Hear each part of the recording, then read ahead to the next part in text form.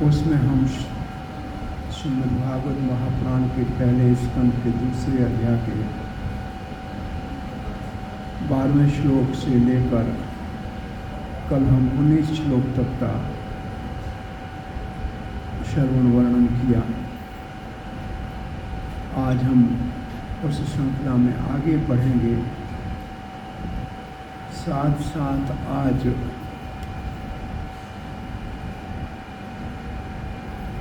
दो महान विभूतियों, एक चैतन्य महाप्रभु के 5 तत्व में से शक्ति तत्व गदाधर दास पंडित का तिरुभाव तिथि है और दूसरा 7वें गोस्वामी श्रील भक्ति विनोद ठाकुर जी का तिरुभाव तिथि है। इन दो महाभागवत पुरुषों के चरित्र को संक्षेप में श्रवण करेंगे, इसकी महिमा का वर्णन सुनेंगे और फिर आगे के श्लोक का पाठ करेंगे। और वैसे आज के श्लोक में भी ये शब्द है तत्व विज्ञायाय, तत्व का वैज्ञानिक निरूपण कर सकेंगे या समझ सकेंगे।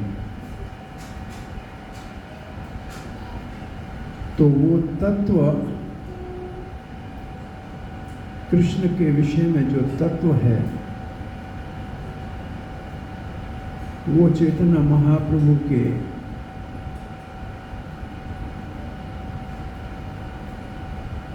काल अवतार काल खंड में 5 तत्व के रूप में प्रकट हुए।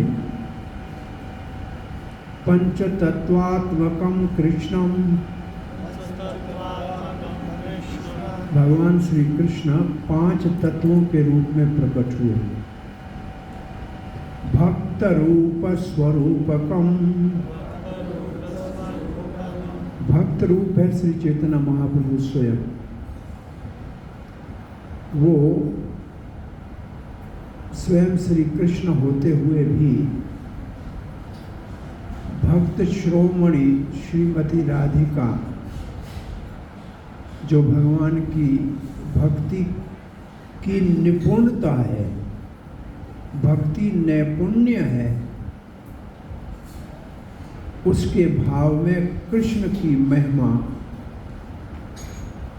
मधुरता का रसास्वादन करना और राधा रानी के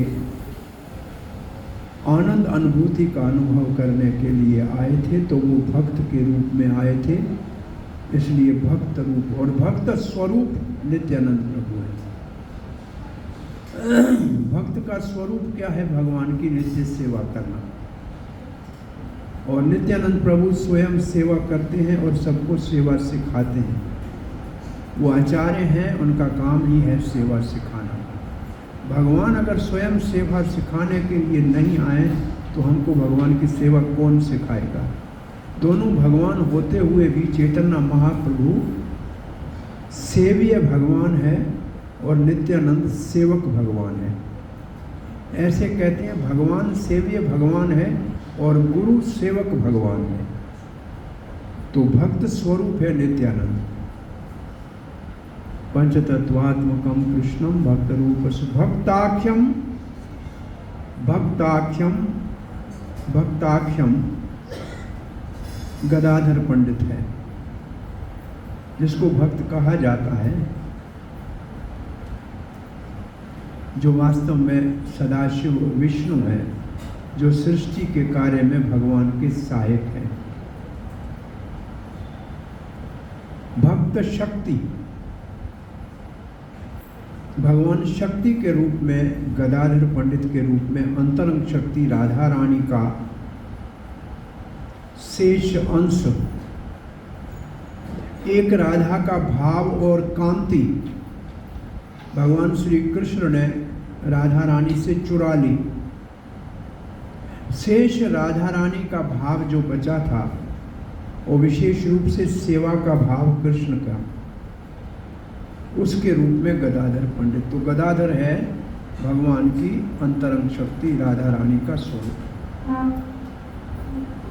पंचतत्वात्मकम कृष्णम भक्त रूप स्वरूपकम भक्तवतारम भक्ताख्यम नमामि भक्त शक्तिकम। और पांचवें तत्व में भक्त के रूप में जो जीव शक्ति तटस्थ है नारद, वो श्रीवास पंडित के रूप में आए थे। तो ये पांच तत्व जो हैं, ये जो पांच तत्व हैं, इनमें एक तत्व गदाधर है जिनका आज तिरोभाव तिथि। भगवान श्री कृष्ण अष्टमी को प्रकट हुए, राधा रानी भी अष्टमी को हुई। दोनों जब मिल के प्रकट हुए तो गौरंगा महाप्रभु पूर्णिमा को प्रकट हुए, परंतु जो राधा रानी में कुछ शेष नहीं बचा तो वो उमावस्या के दिन प्रकट हुई। गदाधर का प्रकट्य भी उमावस्या को है, उनका तिरोभाव भी उमावस्या को है, क्योंकि राधा रानी का जो भाव कृष्ण ले गए थे चैतन्य महाप्रभु के रूप में, उनसे उसको वापस लेने के लिए चैतन्य महाप्रभु की सेवा में आए, तो वापस राधा का पूर्णता को प्राप्त करने के लिए उस गदाधर पंडित का आज तिरोभाव तिथि है। वो चैतन्य महाप्रभु के समकालीन सहपाठी बाल लीलाओं से लेकर संन्यास काल में भी चैतन्य महाप्रभु के साथ जगन्नाथपुरी में रहे थे और क्षेत्र संन्यास लेके रहे थे, कभी जगन्नाथपुरी से बाहर नहीं गए और वहाँ टोटा गोपीनाथ की सेवा करते थे। टोटा ओडिशा में बगीचे को कहते हैं, तो बगीचे में गोपीनाथ का मंदिर, उसमें सेवा करते थे। और जब वृद्ध हो गए, भगवान गोपीनाथ तक पहुँच नहीं पा रहे थे श्रृंगार करने के लिए, तो भगवान गोपीनाथ नीचे बैठ के झुक गए। वो विग्रह नीचे बैठ के झुक गया। आज भी गोपीनाथ उसी रूप में विराजमान है।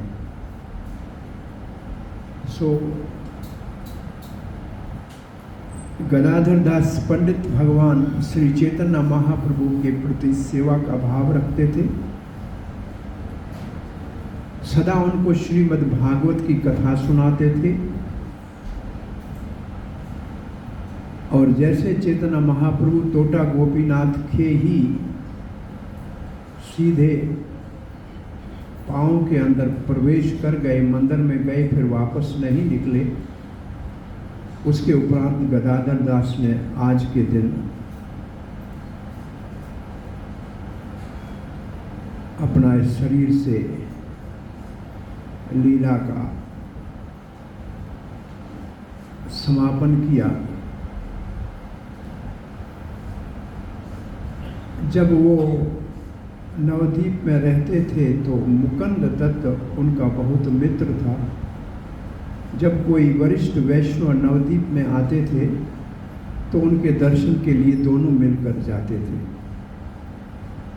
एक बार चट्टग्राम, उसको चट्टग्राम कहते हैं, जो बांग्लादेश में, वहाँ से पुंडरिक विद्यानिधि, जो आज भी बांग्लादेश में पुंडरिक विद्यानिधि धाम है, वहाँ से पुंडरिक विद्यानिधि नवद्वीप में आए थे। मुकुंदा ने गदाधर को कहा कि बड़े महान वैष्णव आ रहे हैं, चलो उनका दर्शन करेंगे। और वहाँ जब पहुँचे तो गदाधर दास ने देखा कि ये तो रेशमी कपड़े पहने हुए हैं, राजाओं जैसा ठाट बाट है, ये कैसे वैष्णव हो सकता है। उनके मन में पुंडरिक विद्यानिधि के लिए थोड़ा सा कुभाव आया और मुकुंद इस बात को समझ गए और मुकुंदम ने श्रीमद् भागवत के राधा कृष्ण के कुछ श्लोकों का पाठ किया, संभवतः गोपियों का कृष्ण के साथ जो प्रणय गीत आदि जिसमें गोपियाँ कृष्ण को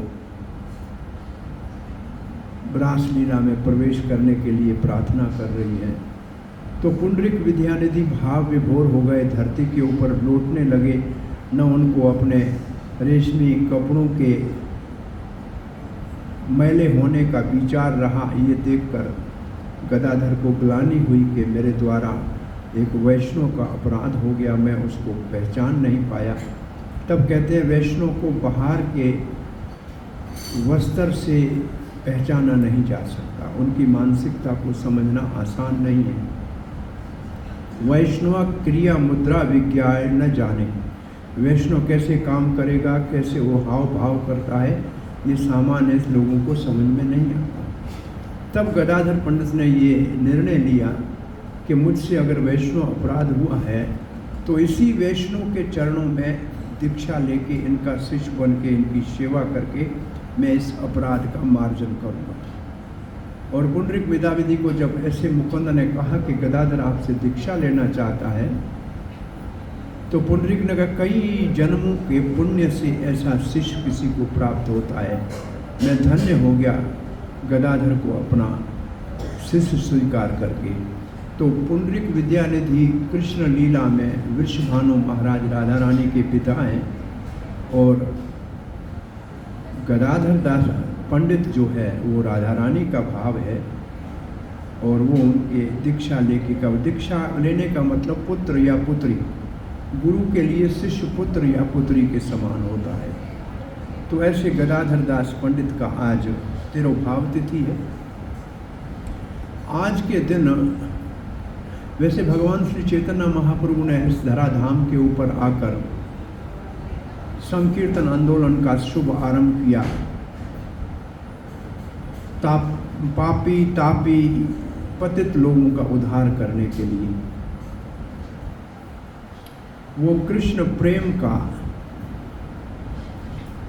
खजाना गोलोक धाम से धरती पे लाए और उदारता से सबके सन्मुख उसको प्रस्तुत किया। जिसका भाग है वो इसको ले ले और अपने जीवन को सफल कर ले। गोलोकेर प्रेम धन हरि नाम संकीर्तन।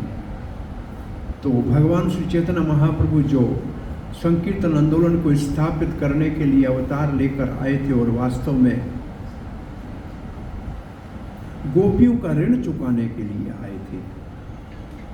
रासलीला में गोपियों को भगवान श्री कृष्ण ने कहा, आपने जो मेरे लिए सब धर्मों का त्याग किया है, लोक लज्जा का त्याग किया है, सामाजिक धर्म का त्याग किया है, मैं आपके इस ऋण से कभी उऋण नहीं हो सकता।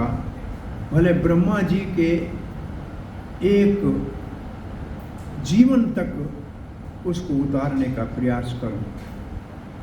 और भगवान श्री कृष्ण ने सोचा कि मैंने भगवत गीता में कहा है, ये यथा महम प्रपद्यन्ते, जो जिस भाव से मेरे पास आते हैं वैसे ही मैं उसके साथ प्रति व्यवहार करता हूँ। गोपियों ने मेरे लिए सब कुछ त्यागा, मैंने कब त्यागा?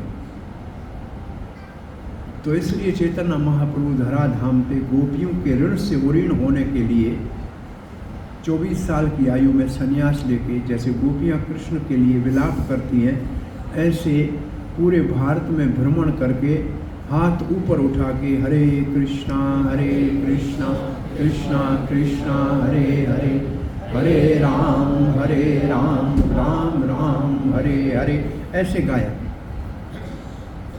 और चैतन्य महाप्रभु ने अपने 48 वर्ष में से 24 वर्ष विद्यार्थी और गृहस्थ के रूप में संकीर्तन आंदोलन का शुभारंभ नवद्वीप में किया। 24 सालों के उपरांत संन्यास लेकर जगन्नाथपुरी आए और 6 वर्ष के लिए दक्षिण भारत और महाराष्ट्र का भ्रमण करके पुनः जगन्नाथपुरी गए और फिर वृंदावन आने के बहाने रामकेली चले गए। बांग्लादेश जहाँ आज है वहाँ जाकर रूप सनातन गोस्वामी से मिले। और उनको वास्तव में, क्योंकि वो उस वक्त के मुग़ल शासन के मुस्लिम राजाओं के मंत्रिमंडल में थे, तो वो उनकी भाषा, उनके व्यवहार, उनके आचरण से अच्छी तरह से परिचित थे। और चैतन्य महाप्रभु के अवतार का एक मुख्य उद्देश्य वृंदावन की जो कृष्ण के अवतार के समय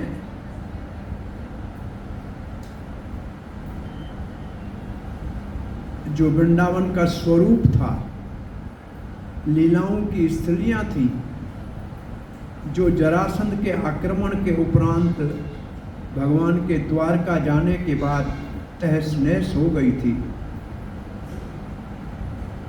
जिनको बजरनाथ ने आके पुनः स्थापित करके नया निर्माण कराया था। वृंदावन के मुख्य मंदिर राधा गोविंद देव, राधा गोपीनाथ, राधा मदन मोहन, फिर राधा दामोदर, इन विशेष विग्रहों का गोपाल के विग्रह, गोविंद देव का विग्रह, वृंदा देवी, ये बड़े बड़े मंदिर की स्थापना की थी, कुंड सरोवर बनाए थे, वो सब काल के साथ फिर लुप्त हो गए थे। और चैतन्य महाप्रभु उन सब का नया निर्माण कराना चाहते थे। और इस कार्य के लिए उन गोस्वामियों को चुना जो मथुरा मंडल में 84 कोस में, जो एक तरफ आगरा और दूसरी तरफ दिल्ली के बीच में मुग़ल शासन का उस वक्त में, वो संभवतः उस वक्त में 500 साल पहले अकबर का शासन काल रहा होगा। तो वैसे महान मंत्री और बड़े भाषा को और उनके चरित्र को जानने वाले थे, उनको वृंदावन में भेजा नए निर्माण करने के लिए। और जो गोविंद देव जी का मंदिर है, रूप गोस्वामी ने जो उस मंदिर का निर्माण कराया था, वो अकबर के अनुमति से, जयपुर के महाराजों की सहयोग से, आगरा का किला जिस लाल पत्थर का बना है, उसी पत्थर से वो गोविंद देव के मंदिर का निर्माण किया था। सो चैतन्य महाप्रभु ने अपनी शिक्षाएं और उसका आदेश 6 गोस्वामियों को दिया। 6 गोस्वामियों के मंदिर निर्माण पुस्तक का प्रकाशन और ब्रज के लीला स्थलियों का नवीनकरण करने के उपरांत 3 प्रभु आए, जिन्होंने महाप्रभु की और गोस्वामी की शिक्षाओं को फिर वृंदावन से लेकर वापस बंगाल, उड़ीसा, मणिपुर और इन सारे क्षेत्रों में प्रचार किया। वो 3 प्रभु थे, श्यामानंद, नरोत्तम दास ठाकुर और श्रीनिवास आचार्य। इन प्रभुओं के सेवा का प्रभाव पूरे जो है उत्कल देश, उड़ीसा और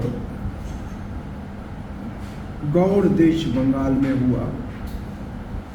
उसके उपरांत इस परंपरा को फिर सजीव रखने के लिए विश्वनाथ चक्रवर्ती ठाकुर और बलदेव विद्याभूषण का वृंदावन में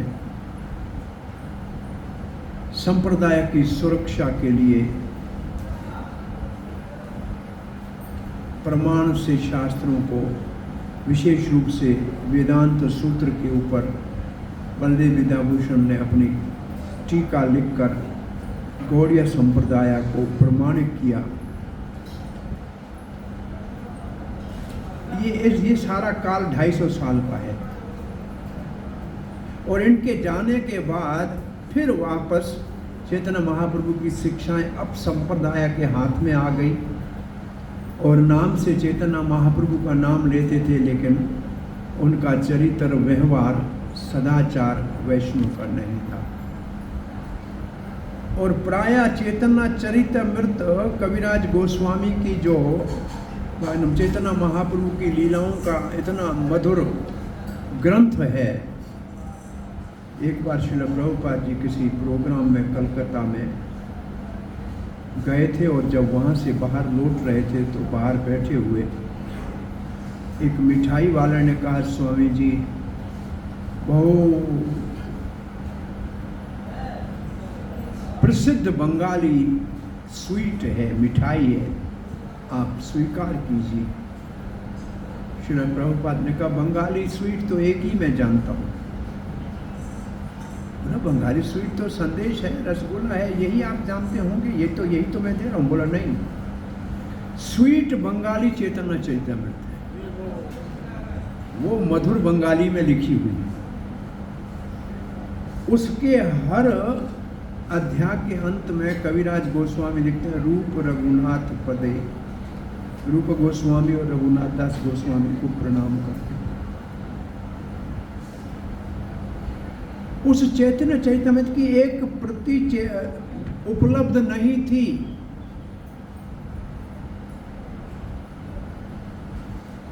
तो उस कालखंड में 1800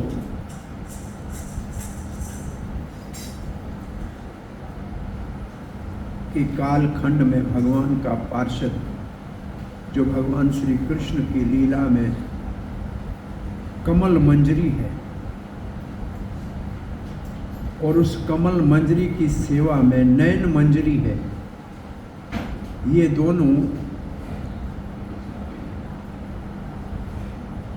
राधा रानी के मुख्य ललिता विशाखा आदि गोपीगण हैं, उनकी अनुयायी हैं जो राधा कृष्ण की सेवा में सदा ही संलग्न रहते हैं। वो कमल मंजरी इस धरती के ऊपर बहुत ही एक कृष्णदत्त राजा के घर में, बहुत बड़े धनी ऐश्वर्य परिवार के घर में केदारनाथ दत्त के रूप में जन्म लिया। उनके आने का मुख्य उद्देश्य चैतन्य महाप्रभु के सारी शिक्षाओं को पुनर् जो है वास्तविक रूप में विश्व में प्रचारित करके चैतन्य महाप्रभु की भविष्यवाणी कि मेरी शिक्षाएं और हरे कृष्ण महामंत्र का प्रचार दुनिया के शहर नगर सब में होगा, इस कार्य को संपन्न करने के लिए केदारनाथ दत्त का जन्म हुआ कृष्ण आनंद महाराज के घर में। और ये प्रतिभाशाली बालक बहुत जल्दी पढ़ाई करके अपने चाचा जनों के संग कलकत्ते में आए। साहित्य में अंग्रेजी में पढ़ाई इन्होंने की, फिर अंग्रेजी के टीचर बने, फिर हेडमास्टर बने और फिर ब्रिटिश गवर्नमेंट में वो मजिस्ट्रेट बने। उस वक्त तक तो वो एक फिलासफर के रूप में, एक दार्शनिक के रूप में बहुत बड़े प्रसिद्ध थे। उन्होंने उर्दू फारसी भाषा को भी सीखा था। वो अंग्रेज़ी, बंगाली, उड़ीसा की भाषा, फारसी, उर्दू, इन सब भाषाओं को जानते थे और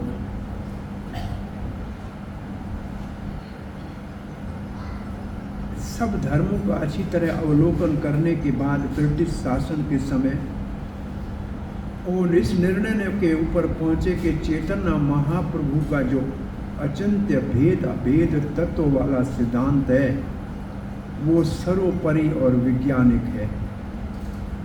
फिर उन्होंने चैतन्य चरितामृत की प्रति को ढूंढने का प्रयास किया। बहुत समय के बाद उनको एक प्रति चैतन्य चरितामृत की मिली और एक भागवत की प्रति मिली। उन्होंने अपने गृहस्थ आश्रम में रहते हुए 10 बच्चों के पिता होते हुए ब्रिटिश शासन में नौकरी करते हुए भी इतना समय निकाला कि वैष्णव बहुत सारे ग्रंथों को प्रकाशित किया, बहुत सारे भजन लिखे, जिनमें से कई भजन हम अपने रोज के साधना में गाते हैं। ये आरती करते हैं शाम की, अभी जो हो रही थी, ये भक्ति विनोद ठाकुर की है। तो ऐसे भक्ति विनोद ठाकुर 7वें गोस्वामी के रूप में प्रसिद्ध हुए। फिर भी उन्होंने सोचा मैं अकेला ये कार्य पूरा नहीं कर पाऊंगा। जगन्नाथपुरी में उनका निवास था, भक्ति कुटीर, जिसमें आज इस्कॉन का मंदिर है। एक उनने अपना घर सुखद कुंज करके गोद्रुम द्वीप में बनाया, जहाँ से उनकी सबसे बड़ी उपलब्धि चेतना महाप्रभु के इस आंदोलन के लिए, कृष्ण भावना के लिए है, भगवान श्री चैतन्य महाप्रभु के जन्म स्थान योगपीठ का स्थान ढूंढ के निकालना। क्योंकि नवद्वीप में गंगा रोज रास्ता बदलती रहती है, समय समय के ऊपर वो अपना रास्ता बदलती रहती है। इसलिए वास्तविक चैतन्य महाप्रभु के जन्म स्थान के बारे में कोई निर्णायक स्थान का पता नहीं था। भक्ति विनोद ठाकुर एक धर्मशाला की छत पे बैठे थे, उनको एक ताल वृक्ष और उसके वहाँ बने हुए किसी भवन से एक दिव्य प्रकाश दिखाई दिया। उन्होंने जाके उस स्थान को देखा, फिर रेवेन्यू डिपार्टमेंट में जाके सारे पुराने मानचित्र निकाले और मायापुर नवद्वीप स्थान कहाँ था उसका बड़े बड़े वरिष्ठ नागरिकों से उसका पता लगाया और फिर उस स्थान को प्रमाणित रूप से मान्यता प्राप्त कराने के लिए अपने शिक्षा गुरुदेव जगन्नाथ दास बाबा जी, जो उस समय सिद्ध बाबा जी के रूप में 6 महीना वृंदावन में रहते थे, उनका सेवक उनको एक टोकरी में सर के ऊपर उठा के यहाँ से मायापुर ले जाते थे। 6 महीना वहाँ रहते थे, चल नहीं सकते थे। उनको जब बुलाया, उन्होंने उस जगह को देखा तो वो एकदम टोकरी से छलांग से ऊपर हाथ उठा के कहा, यही चैतन्य महाप्रभु का जन्म स्थान है, यही चैतन्य महाप्रभु का जन्म स्थान है। तो ऐसे जो आज हम जाते हैं योगपीठ चैतन्य महाप्रभु का जन्म स्थान है, वहाँ फिर मंदिर के निर्माण के लिए विष्णु प्रिया गौरंगा महाप्रभु के मंदिर के निर्माण के लिए रिटायरमेंट के बाद भक्ति विनोद ठाकुर कलकत्ता में सब घरों में जाके 1-1 रुपया इकट्ठा करने के लिए गया। उस वक्त की पत्रिका ने लिखा कि बहुत बड़े विद्वान दार्शनिक मजिस्ट्रेट गवर्नमेंट के योगपीठ के मंदिर के निर्माण के लिए आपके घर के दरवाजे पे आएंगे, उसको निराश मत कीजिएगा। और ये बहुत सुंदर चैतन्य महाप्रभु के जन्म स्थान बनाया, खोज के निकाला, मंदिर बनाया और पहला फिर गौर पूर्णिमा का उत्सव भी बड़े स्तर के ऊपर वहाँ भक्ति विनोद ठाकुर ने मनाया। और उस समय उन्होंने कहा भविष्य में इस स्थान के ऊपर गंगा जी के तट पे पूरे विश्व से, अफ्रीका से, ऑस्ट्रेलिया से, अमेरिका से, रशिया से, चाइना से, सब जगह से भक्त आएंगे और यहाँ हरे कृष्ण महामंत्र का कीर्तन होगा। ऐसा भविष्यवाणी थी भक्ति विनोद ठाकुर की। और 1996 में जब प्रभुपाद जी की जन्म शताब्दी थी, उस समय वास्तव में 108 देशों के भक्त अपने अपने देश का झंडा लेकर उसी चैतन्य महाप्रभु के जन्म स्थान से लेकर इस्कॉन मायापुर के मंदिर तक भव्य संकीर्तन हजारों की संख्या में भक्तों ने किया। फिर कलकत्ता में वो सारा संकीर्तन हुआ और यहाँ अपने उत्तर भारत में पहली रथ यात्रा हमने मथुरा में की थी 96 में। उसमें उन सब 108 देशों के भक्तों ने भाग लिया था अपने अपने देश का झंडा लेकर। ये भक्ति विनोद ठाकुर का भविष्यवाणी थी। फिर एक घर भक्ति विनोद ठाकुर ने कलकत्ता में बनाया, जहाँ से उनकी प्रेस से पुस्तकों का प्रकाशन होता था। सजन तोषनी नाम का की पत्रिका मासिक निकलती थी। और एक भक्ति विनोद ठाकुर का घर यहाँ राधा कुंड में है। आप में से बहुत से लोग राधा कुंड गए होंगे, कभी किसी जानकार से पूछना भक्ति विनोद ठाकुर का घर कहाँ है। और उस घर में भक्ति विनोद ठाकुर की छड़ी रखी है। और ब्रिटिश काल के समय में तभी अभी तक हमारे पास तो शौचालयों का इतना सा ज़्यादा नहीं था, पुराना ज़माना था। वेस्टर्न कमोड उनके इस राधा कुंड के घर में लगा हुआ है। और आप जाएंगे तो उनका छड़ी और उनका जो चादर है वो रखा है। जो जाएगा उसको आशीर्वाद उससे अभी देते हैं। आप में से कोई कभी राधा कुंड में गए हैं भक्ति विनोद ठाकुर के घर?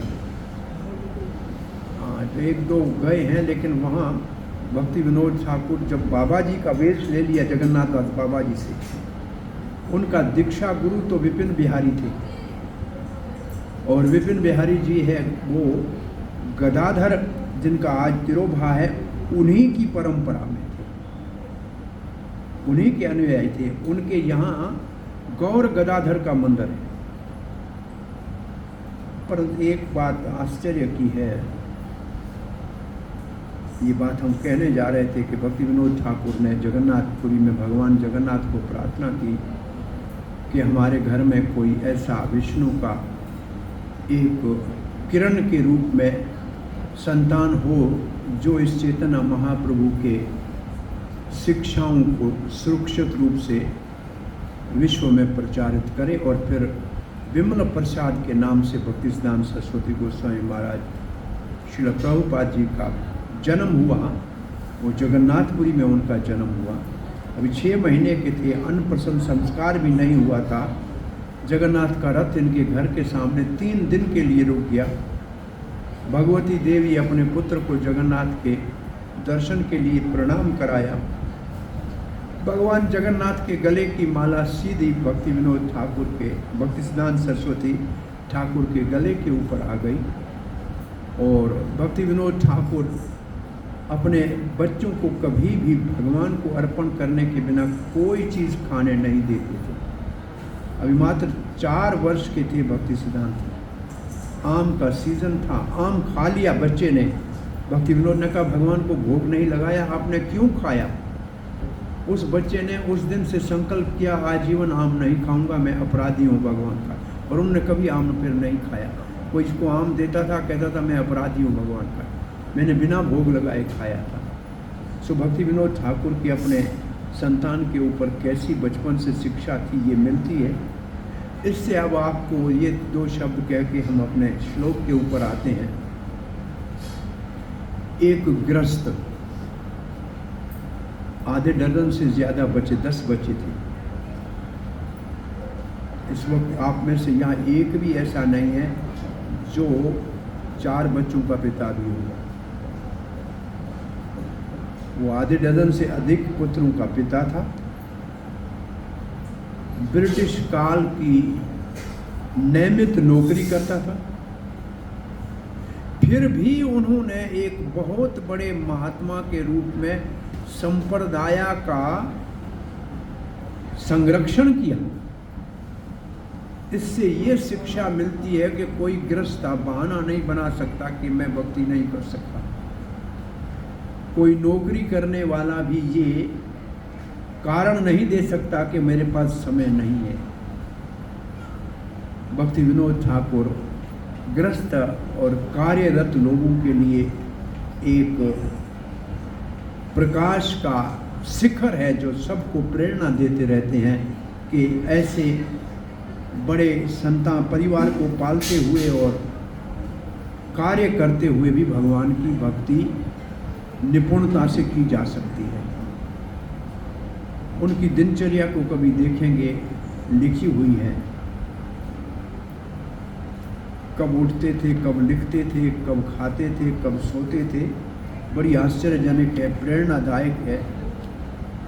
सो भक्ति विनोद ठाकुर पुनः जगन्नाथपुरी में गए थे। वहाँ आज के दिन उन्होंने भगवान की लीला में नित्य प्रवेश किया था। ऐसे हमारी विशेष रूप से एक बात कहना आवश्यक है इस दृष्टिकोण से कि जिस वर्ष 1896 में श्रीला प्रभुपाद जी का जन्म हुआ, उसी वर्ष भक्ति विनोद ठाकुर ने चैतन्य महाप्रभु की शिक्षाओं के नाम का अंग्रेजी में पुस्तक भारत से बाहर इंग्लैंड और कनाडा में भेजा।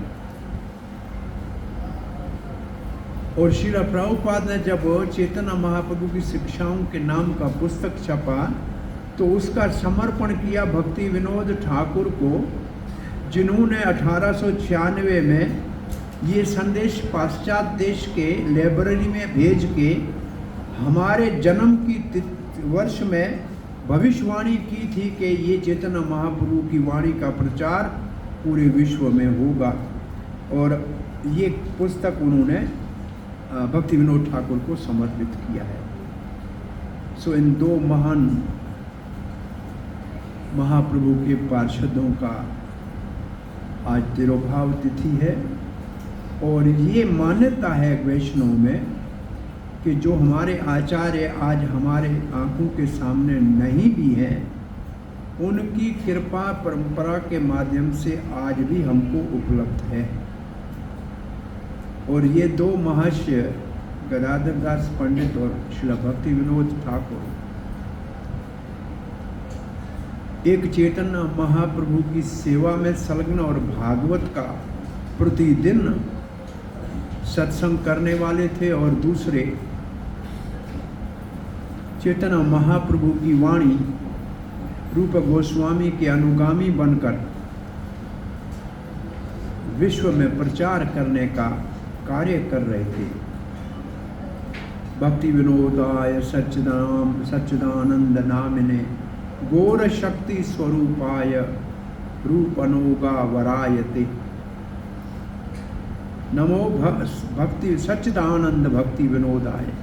भक्ति विनोद सच्चिदानंद, सच्चिदानंद का मतलब भगवान के धाम से नित्य पार्षद भगवान के आए थे। कमल मंजरी 7 वर्ष की आयु की है और भगवान श्री कृष्ण की लीलाओं में गोपियों की सहायक है।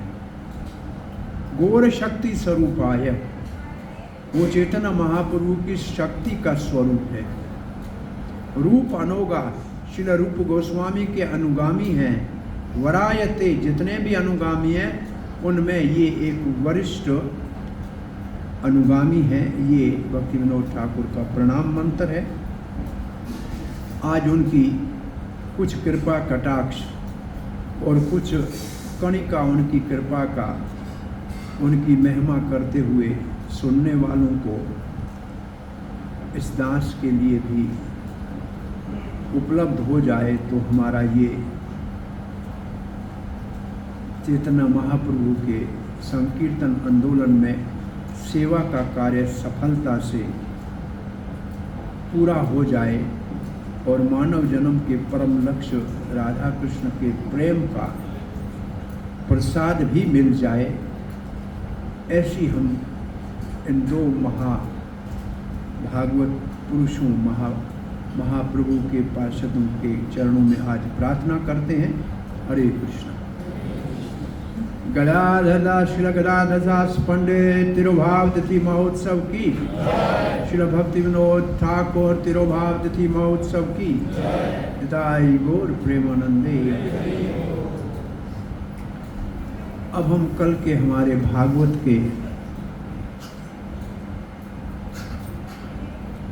भक्ति की सफलता के लिए, सिद्धि के लिए भागवत का श्रवण कितना महत्वपूर्ण है। वास्तव में ये भागवत की महिमा है जो हमारी भक्ति की सफलता और सिद्धि के लिए आवश्यक है। भागवत सुनने में हमारे को रस तब आएगा जब भगवान के भक्त भागवत पुरुषों के मुख से उनकी सेवा समझकर भागवत को सुनेंगे और ये नित्य सेवा करेंगे तो प्रायः भक्ति में जो रुकावटें अपराध डालते हैं वो प्रायः कमज़ोर हो जाएंगे, निबल हो जाएंगे, प्रायः समाप्त ही हो जाएंगे और भक्ति में हम निष्ठा तक बहुत ही आसानी से पहुंच जाएंगे। आगे क्योंकि रजोगुण और तमोगुण और उसका प्रभाव लोभ, काम, आलस, निद्रा, भ्रम नष्ट हो जाएगा, इसलिए भगवान की कथा में रुचि जागेगी।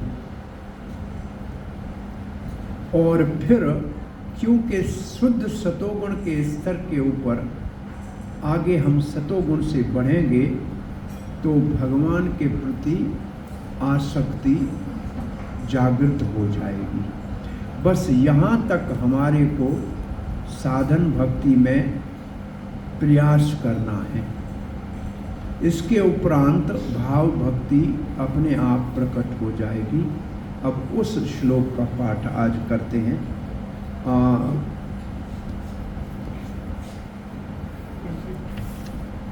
संख्या 20 श्लोक का आज शुरू करेंगे। एवं प्रसन्न मनसो भगवद भक्ति योगतः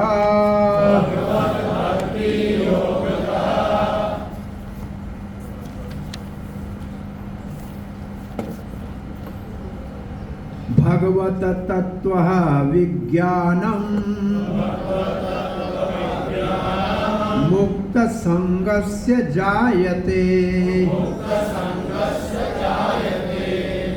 एवं मतलब इस प्रकार का मतलब जब रजोगुण और तमोगुण जब नाश हो जाएगा उसके प्रभाव समाप्त हो जाएंगे। एवं का ये अर्थ है जब रजोगुण और तमोगुण का प्रभाव समाप्त हो जाएगा, लोभ काम आदि शांत हो जाएंगे, सतोगुण में स्थित हो जाएंगे। एवं तब होगा प्रसन्न मनसो, तब हमारा मन बहुत प्रसन्न हो जाएगा। आप जानते हैं अपने मन को चिंताओं का बहुत बड़ा भंडारा है, परेशानी का कारण है। मन ही जन्म मरण के चक्कर में ले जाने वाला है।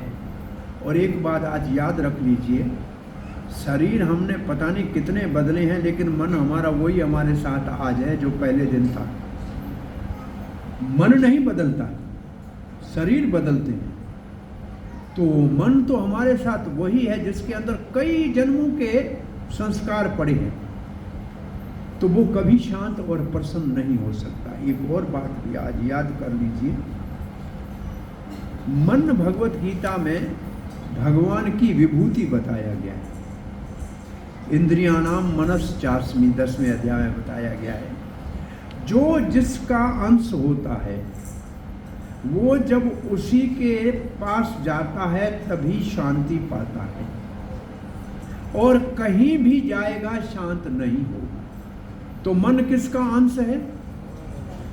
भगवान के चरणों में ही प्रसन्न होगा और दुनिया में कहीं शांत नहीं हो सकता। ये बात पक्की कर लो। जैसे पत्थर है, मिट्टी है, धरती का अंश है, कहीं भी फेंको वापस धरती पे आएगा। पानी समुद्र से आता है, कहीं भी गिराओ समुद्र में जाएगा। आग जलाओ लाओ ऊपर जाएगी क्योंकि सूर्य का अंश है। ऐसे जो चीज जिसका अंश है वहीं जाके शांत होगा। तो इस दुनिया में मन आप किसी को दो, कोई उसको नहीं स्वीकार करेगा, बोला नहीं चाहिए। कौन परेशानी दूसरे की उठाएगी? भाई मन तो परेशानी का कारण है, कौन किसी का लेगा? किसी को कहा ले ले मेरा मन, बोला नहीं चाहिए, लाओ धन। मन किसी को नहीं चाहिए। एक भोला भगवान श्री कृष्ण है जो भगवत गीता में कहते हैं मैं अर्पित मनो बुद्ध, तेरा मन मेरे को दे दो, तेरा मन मेरे को दे दो, एक भगवान श्री कृष्ण मांग रहा है। और गोपियां ऐसा उदाहरण है जिन्होंने मन भगवान श्री कृष्ण को दे दिया। जब उद्धव ने कहा ध्यान करो मन से, गोपियों ने कहा कहां से लाए मन, एक था वो तो कृष्ण को दे दिया, दूसरा है ही नहीं। तो मन भगवान को देने का उदाहरण गोपियां हैं, उससे नीचे का उदाहरण बहुत कम मिलता है। और दूसरा उन्हीं गोपियों के मंजरी के भाव में, रूप मंजरी में रूपा गोस्वामी ने चैतन्य महाप्रभु के मन के भाव को जान लिया था, चैतन्य मनोअभिष्टम, ये भी मन भगवान को देने का उदाहरण है। सो मन कहीं शांत नहीं होता, मन सारे चिंताओं का कारण है, मन दुख का कारण है, मन परेशानी का कारण है इस दुनिया में।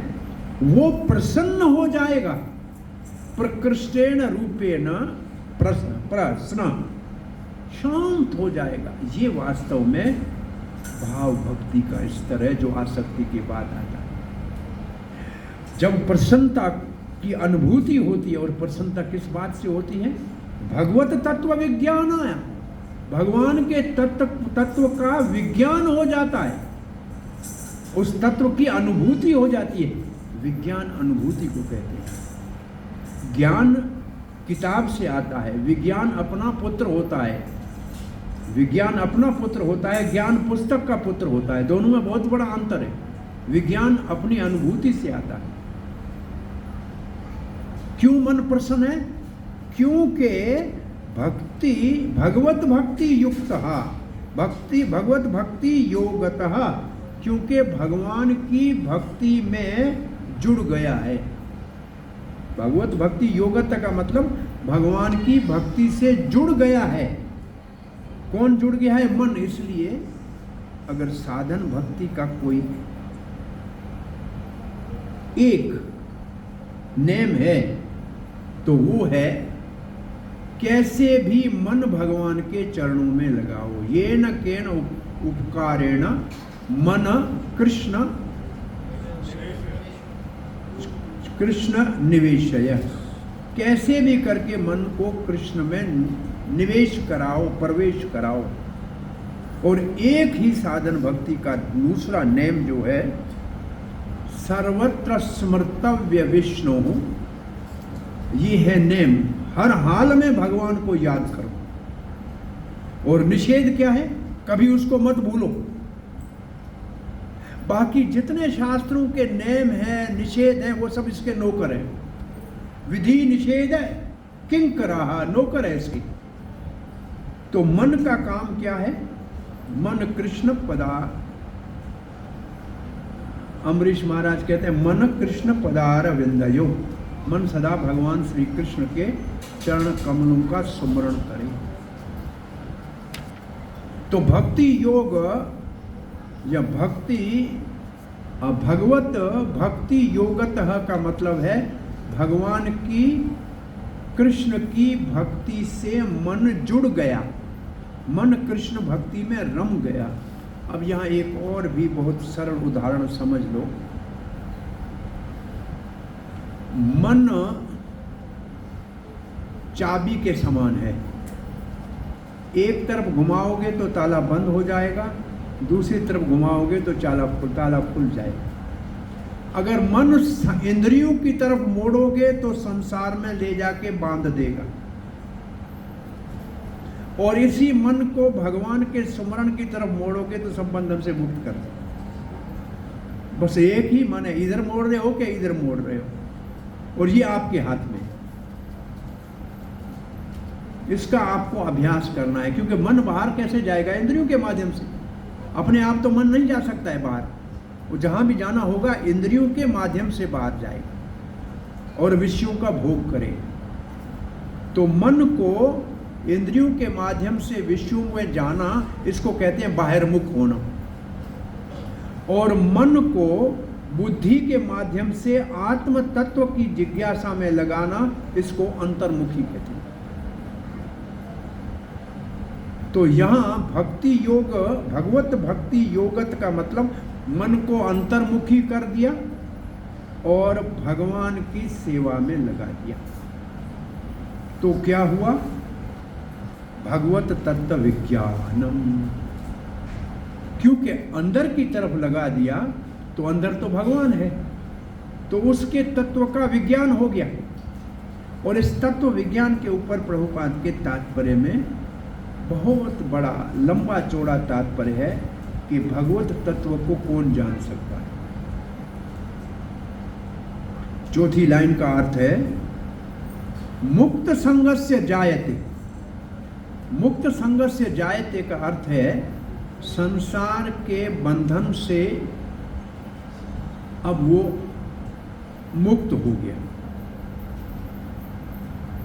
इसका दूसरा अर्थ है अनर्थ निवृत्ति पूरी हो गई। जो बंधन का कारण था, बंधन तो अनर्थ के कारण था ना, वो सब समाप्त हो गया। मुक्त संगस्य जायते,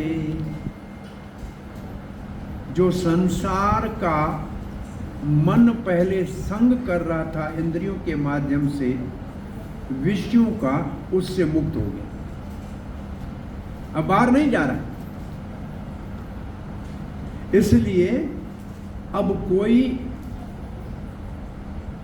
काम, क्रोध, लोभ, मोह, मद, मत्सर, ये जो रजो तमो गुण के प्रभाव थे वो सदा के लिए शांत, अब वापस लौट के आने वाले नहीं हैं। तो वास्तव में ये प्रेम भक्ति का स्तर है। मात्र प्रेम भक्ति है, वहां कोई भी अपराध या दोष नहीं रहता।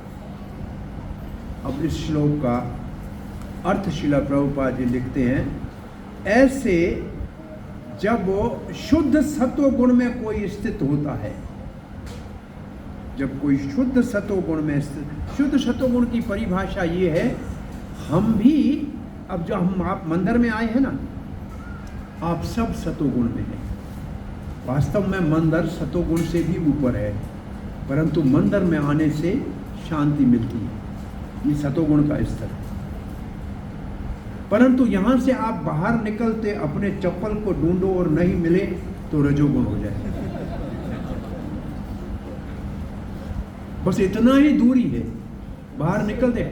और वास्तव में प्रसाद तो भगवान की कृपा है, परंतु प्लेट अगर देर से मिले तो एक दूसरे के सर के ऊपर मारने को भी तैयार हो जाते हैं, तमोगुण आ जाता। तो सभी इधर ही दिखता है। तो वो सतोगुण जिसमें कभी रजोगुण आ जाए, कभी तमोगुण आ जाए, वो शुद्ध सतोगुण नहीं है। प्रायः संध्या काल जो होता है वो बिल्कुल सात्विक होता है। चाहे प्रातः काल का संध्या हो, चाहे सायं काल का संध्या हो, बहुत शांत होता है। इसलिए वही समय भगवान की भक्ति करने के लिए बहुत ही उपयोगी होता है। बाकी सारा दिन राजसिक होता है। आपको भागा दौड़ी करनी पड़ेगी, एक दूसरे के आगे बढ़ना, धक्का देना, ये सब कुछ करना पड़ेगा। पूरा दिन राजसिक रहता है, तामसिक भी रहता है, गुस्सा भी आता है। और सोना तमोगुण है, और उसको तो सबको 7 घंटे करना है। वो 5-6 घंटे सभी तमोगुण के सेवक हो जाते हैं। तो शुद्ध सतोगुण वो स्थिति है जिसमें रजो और तमोगुण कभी टपकते ही नहीं। वो स्थिति अगर प्राप्त हो गई, लिखा ये है। अब इसका अर्थ ये है, thus established in the mode of unalloyed goodness। unalloyed goodness मतलब विशुद्ध सत्व। शुद्ध सतोगुण में जब कोई आ जाएगा, जिस व्यक्ति का मन प्रबुद्ध हो गया है, एनलाइवेंड हो गया है, मन प्रसन्न हो गया है। क्यों मन प्रसन्न हो गया? प्रभुपाद ने प्रसन्न मन को लिखा है एनलाइवेंड। एनलाइवेंड का मतलब प्रबुद्ध होना, प्रशांत होना। कैसे हो गया? बोला भगवान की भक्ति के संपर्क में आने से। भक्ति, इसका दूसरा अर्थ है भक्ति के माध्यम से भगवान के संपर्क में आने से। क्योंकि मन भगवान में जुड़ा तभी शांत हुआ। तो उसको अब उसको तत्व विज्ञान हो जाएगा भगवान का। लिखा है the positive scientific knowledge of God head, उसको अब भगवत तत्व का विज्ञान प्राप्त हो जाएगा और वो भौतिक बंधन से मुक्त हो जाएगा, मुक्त संघर्ष से जाएगा। अब प्रभुपाद तात्पर्य लिखने के लिए जब प्रभुपाद ये श्लोक पढ़ के लिखना चाह रहे थे, उस समय जो तत्व शब्द है, उस तत्व शब्द को प्रभुपाद ने पहले तात्पर्य में समझाना चाहा और उसके लिए उन्होंने एक श्लोक भगवत गीता का उद्धृत किया है, 7वें अध्याय का 3रा श्लोक। मनुष्याणाम सहस्रेचोषु कश्चित् यतति सिद्धये यततामपि सिद्धानाम कश्चिन् मां वेति तत्वतः।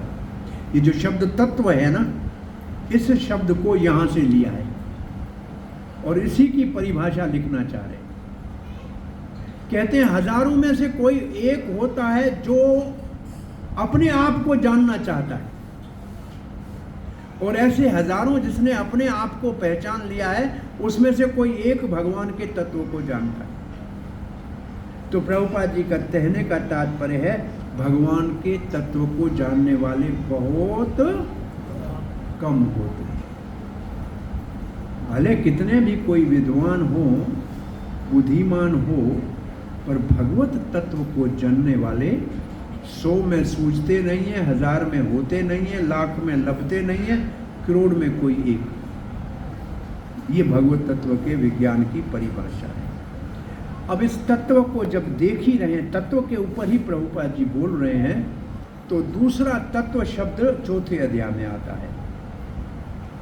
जन्म कर्म चे मय दिव्यम एवं यो वेति तत्वतः। भगवान कहते हैं मेरे अवतार को और मेरी लीला को तत्व से जानना।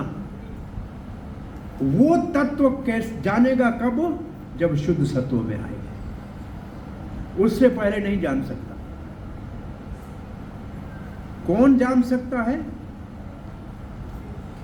मात्व तत्व को जानने के लिए एक भक्ति का ही माध्यम है और कोई माध्यम नहीं है। और ये श्लोक भी प्रभुपाद ने यहाँ उद्धृत भी किया है, और ये तत्व शब्द वाला श्लोक भगवत गीता में 18वें अध्याय में है।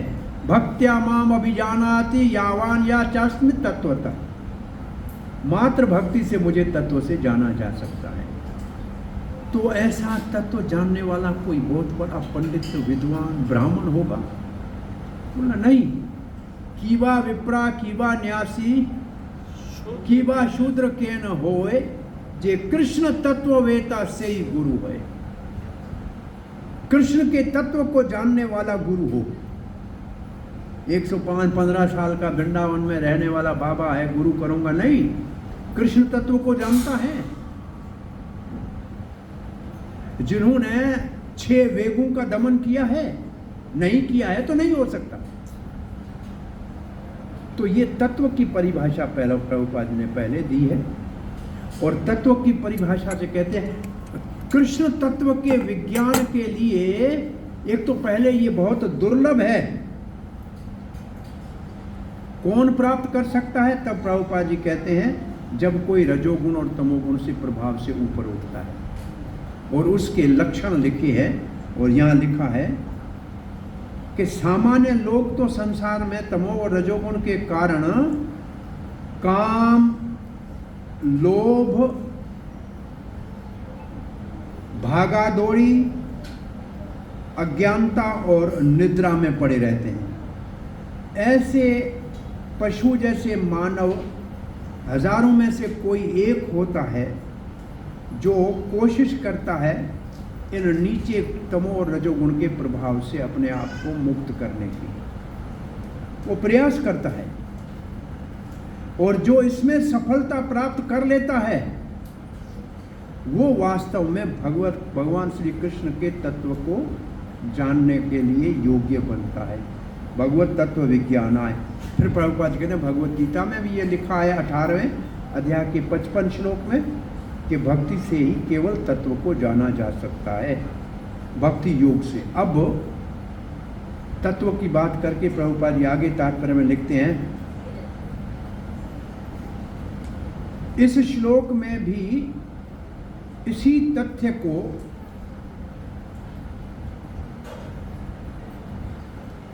कहा गया है और कंफर्म किया गया है। सामान्य व्यक्ति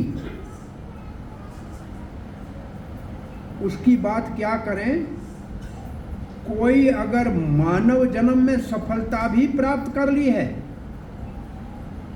पढ़ा लिखा भी है, परंतु फिर भी भगवान के विज्ञान को नहीं जान सकता।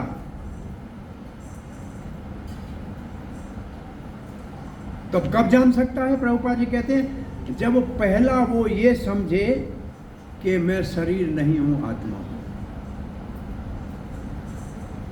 ये पहला स्तर है, मैं शरीर नहीं हूं, आत्मा हूं, ये समझना। और इसके समझने का प्रमाण क्या है, कौन समझता है? तो हम आपको बहुत आसान कसौटी देते हैं। देखो, सब हम यहां बैठे हैं, शरीर के लिए तो कार्यरत भी रहते हैं, कमाते भी हैं, सुखी रखने के लिए घर भी बनाते हैं, 3 टाइम का भोजन भी कर लेते हैं। ये तो शरीर के लिए सभी कार्य कर ही रहे हैं ना। अब कितने लोग हैं जो आत्मा के लिए समय निकालते हैं?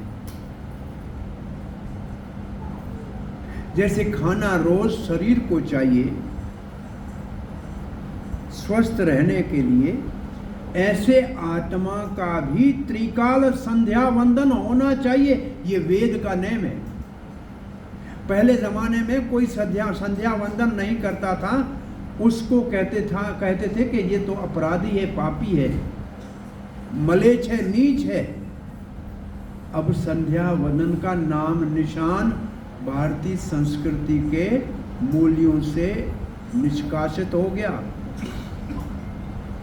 कृष्ण भावना अमृत संघ के भक्तों को छोड़ के थोड़े सुबह उठ के देवियां स्नान करने से पहले रसोई में जाके चाय चढ़ाती हैं। मैं झूठ बोल रहा हूं कि सच बोल रहा हूं? अरे बिना स्नान के रसोई में कैसे जा सकते हो जहां भगवान का भोग पकता है? लेकिन सब घरों का ये हाल है जी। भारतीय संस्कृति में ऐसे कभी नहीं होता था, लेकिन अब सब हो रहा है। शरीर के लिए सभी सबल हैं, पूरा प्रयास कर रहे हैं उसको सुखी रखने का, पर आत्मा के लिए प्रभुपाद का ये उदाहरण, पिंजरे को तो चमका रहे हैं लेकिन तोते को मिर्ची भी खाने को नहीं दे रहे हैं। तो तोता पिंजरा तोते के लिए है कि तोता पिंजरे के लिए है? हम आत्मा के लिए है कि आत्मा है? ये शरीर आत्मा के लिए है या हमारे लिए है? या हमारे लिए आत्मा इसमें सुखी होनी चाहिए, उसके लिए शरीर है। तो आत्मा के लिए कितना समय निकालते हैं? पहले हम आत्मा हैं, शरीर नहीं है। इसके लिए हर एक व्यक्ति को रोज कम से कम 2 घंटा भगवान के नाम का सुमरण करता है तो माना जाएगा कि मैं शरीर नहीं हूँ, आत्मा हूँ। ये कम से कम ये थ्योरेटिकली जानता है। और ये नहीं करता है तो मात्र मानता है, जानता नहीं।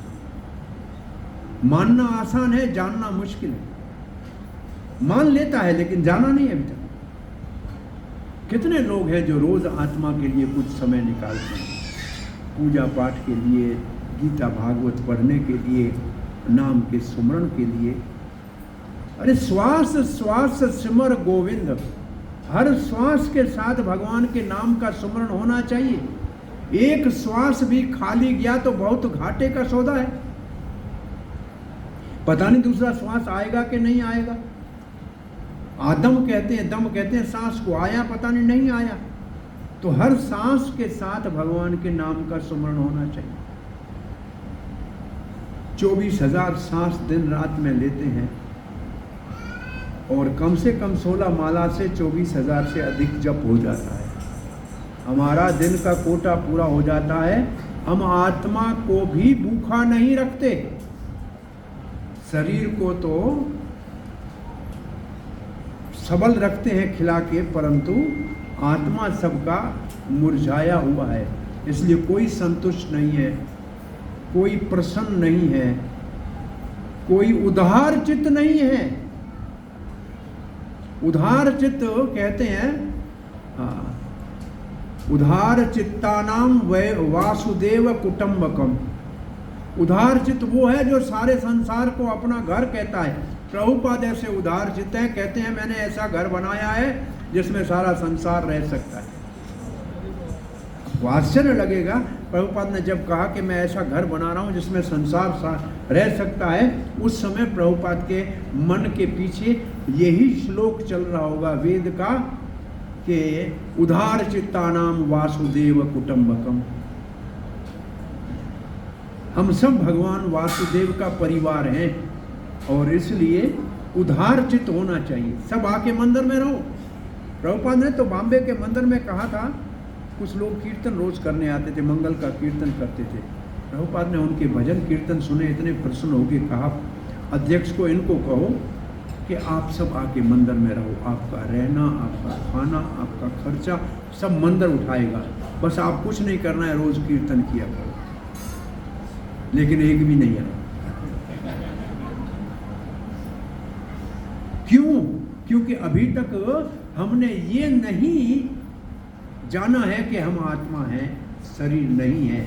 क्योंकि अभी तक हम शरीर को ही मैं मानने की मूर्खता कर रहे हैं, इसलिए इस आध्यात्मिक विज्ञान को, कृष्ण तत्व को नहीं जान सकते। तो पहले होना चाहिए, प्रभुपाद जी कहते हैं कि पहले ये समझना चाहिए कि मैं आत्मा हूं, मैं शरीर नहीं हूं। और दूसरा,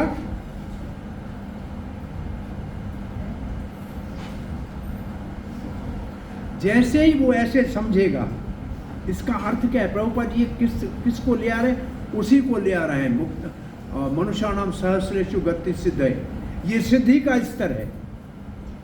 हजारों में से कोई एक होता है जो अपने आप को आत्मा मानता है, ये यहाँ का पहला स्तर हुआ। और यहाँ से आगे बढ़ेगा तब भगवान तत्व का विज्ञान होगा। वो पोस्ट ग्रेजुएट है, प्रभुपाद जी लिखते हैं, वो पोस्ट ग्रेजुएट स्टेज है।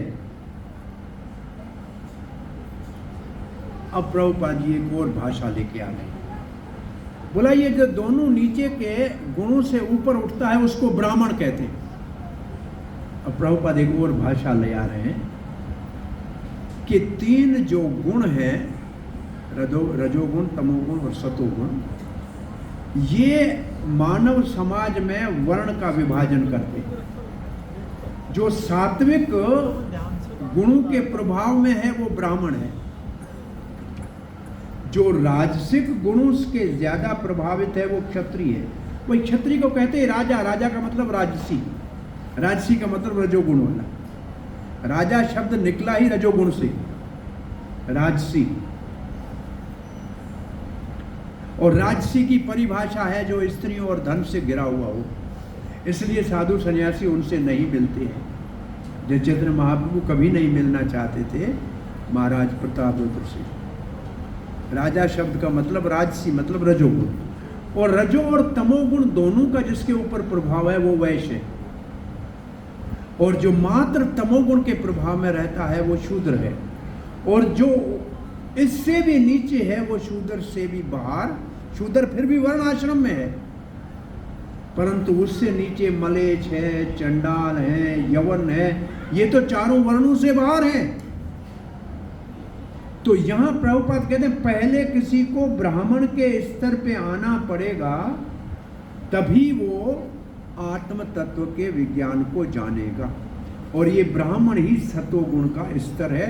और प्रभुपाद ने कहा हमने इस्कॉन की स्थापना ब्राह्मणिकल कल्चर को सिखाने के लिए की है। तो इस्कॉन की स्थापना क्यों हुई है? ब्राह्मण बनाने की शिक्षा देने के लिए। प्रभुपाद ने कहा ये वर्ण लुप्त होता जा रहा है पृथ्वी के ऊपर से।